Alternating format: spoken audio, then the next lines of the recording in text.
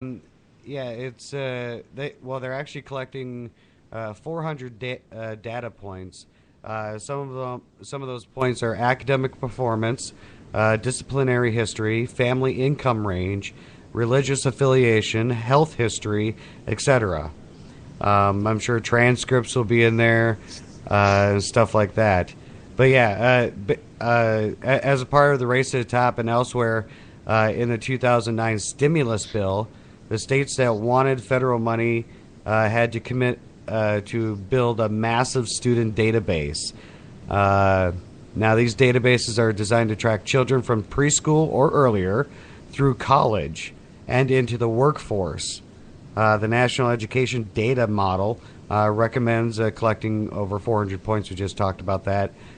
In January 2012, United States Department of Education changed federal education privacy law to allow sharing of students' personally identifiable data with other government and even private entities as long as the sharing is done to audit or evaluate an education program. You get that? The government is freely sharing your children's data with other government agencies and maybe even private agencies, private companies. See, I don't see how they can get away with that. I well, and this was part of the plan all along, because they tried getting Common Core legislated before back in the 90s, and but the problem that they had back in the 90s was they were doing they were suggesting such controversial changes that it was so politically correct. It literally rewrote the history books, to be more politically correct and was more anti-American, and that was shot down, unanimously. And the framers of Common Core learned a few things that day. One, if you're going to do it quietly and under the radar, which they have been. Two, don't make drastic changes like to controversial subjects like history. But they're actually dabbling in that right now. Right now it's just English and math, but they have got into social studies a little bit. And then the other thing is not to call it a national or a federal curriculum. So, see, other than using somebody's name in this data, I'd see no problem with it. I mean, a male went all the way from preschool to high school, is doing this now, but you don't have his name in it. I don't see a problem with that. Yeah, and right, maybe a name, or leave the name out and just how his grades were, his or her grades were through through the school system. The heck with the name, social security number, whatever. Just get that just those statistics that you need. But now this gets even worse. If you could believe it, this gets worse. Now, the U.S. Department of Education is open about wanting to share students' education data with the Department of Labor. I was about to say something about that. Yep.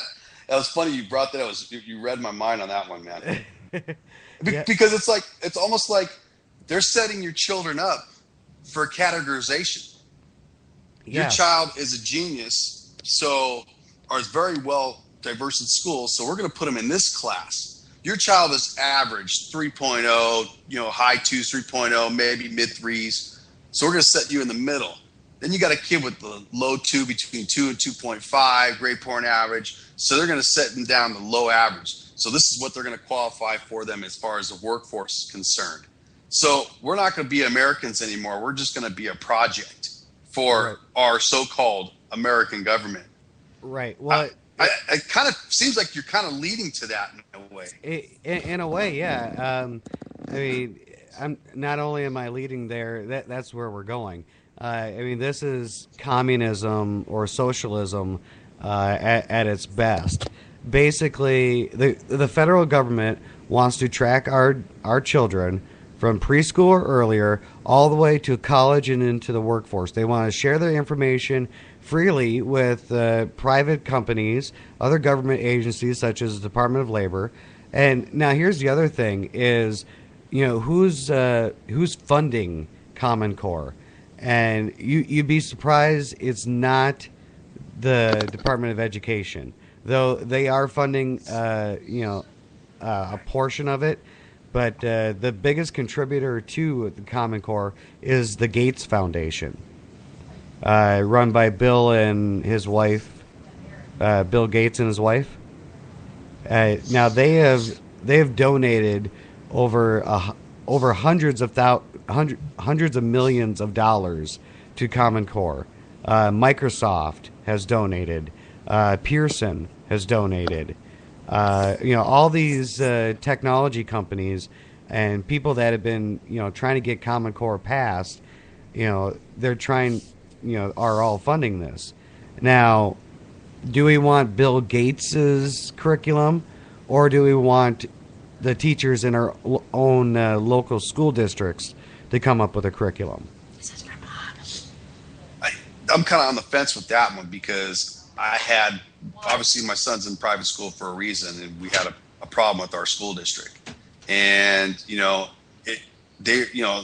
most teachers, and this isn't a shot against women or anything like that, but most teachers in schools nowadays are all women for the most part.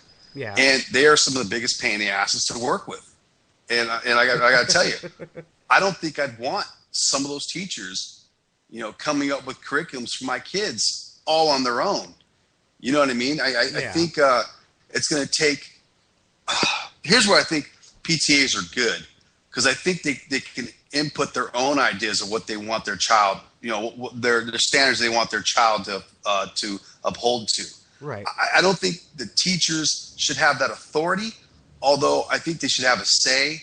And I think they should also, their job is to teach our kids and help bring our kids up, and give them the tools they need to succeed. And this is where I was talking about, they're not teaching the kids anything about real life stuff.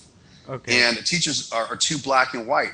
They're just teachers. They teach you a curriculum. That doesn't mean they're any smarter than you or I.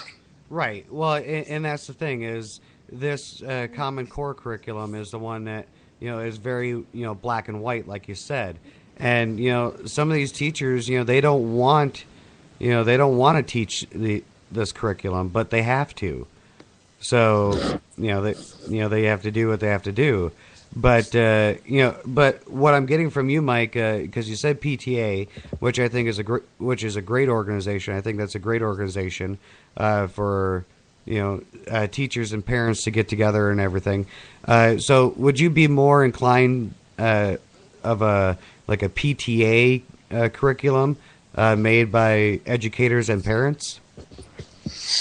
I think so, because parents should have a say in what they want their children to learn. Because nowadays, if you're just an average Joe with kids, you don't remember squat about school and how to do simple arithmetic anymore, or even proper punctuation, because you've been out of school for so long.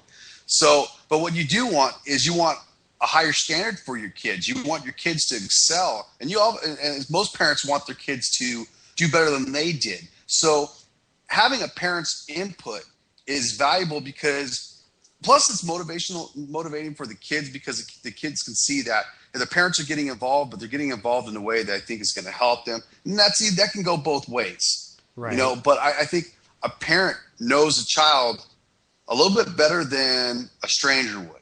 Right. So and even though to a teacher that's had that child for 9 months, is going to really get to know that child really well. They're there with them 6 hours or more a day. So I think to sum it up, I would say that it's an awesome idea for parents to be more involved in their kids' well-being if they got together with, if they got involved in PTA, or even if they weren't involved in PTA, got with the PTA and the educators and said, hey, I have a voice here. I want my child to learn his strong points of this. I want that to be focused on, and yada, yada, yada. He doesn't learn well in a black and white area. He's very great. He's very good at math. Let's focus on the math. Let's get that up to a certain echelon. Maybe he can be an engineer or a math teacher. okay, this person's great at grammar and reading and everything like that. Maybe this person can be something else, plan for the future. So my thing is absolutely, I think a parent should absolutely have a voice in it. I think if you're not PTA, I think you should do it.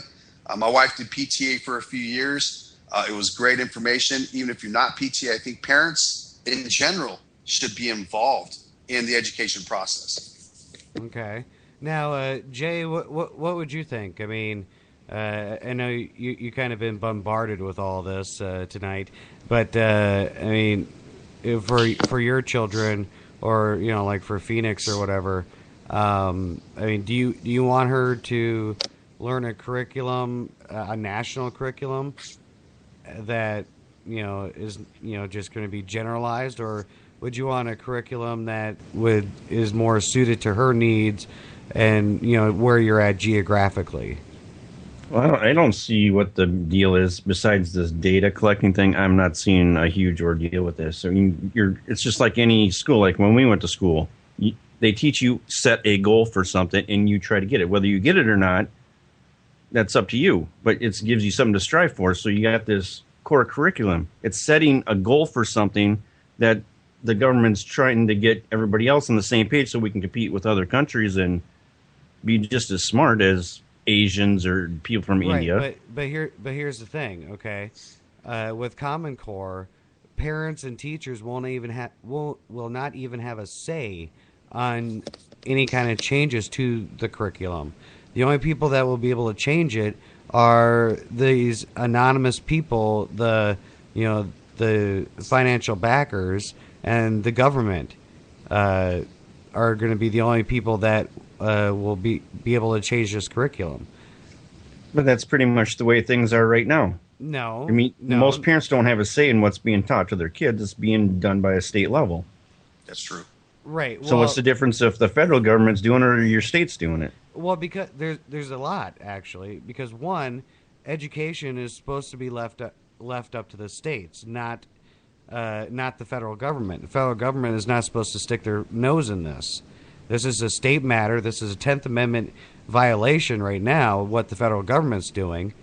But, no one really pays attention. They just, we've become so used to our liberties and freedoms being taken away, we don't even notice when they are being taken away. That's a sad thing. But now let me give you a for instance. Now, if you adopt a Common Core, now all of a sudden your school becomes bilingual. Okay, students now have to be proficient in English and Spanish, reading and writing at an elementary level. I can see this happening without the federal government stepping in. This is the federal government stepping in. Well, even if they didn't, they push that around here, and we're not even involved in this. Right, but I'm just saying, that's one instance that the government can come in and do this. Now, let me give you an example of how local communities coming up with a curriculum is better. Now, the hometown that I come from, Faribault, Minnesota, is not. I wouldn't say it's not a large town.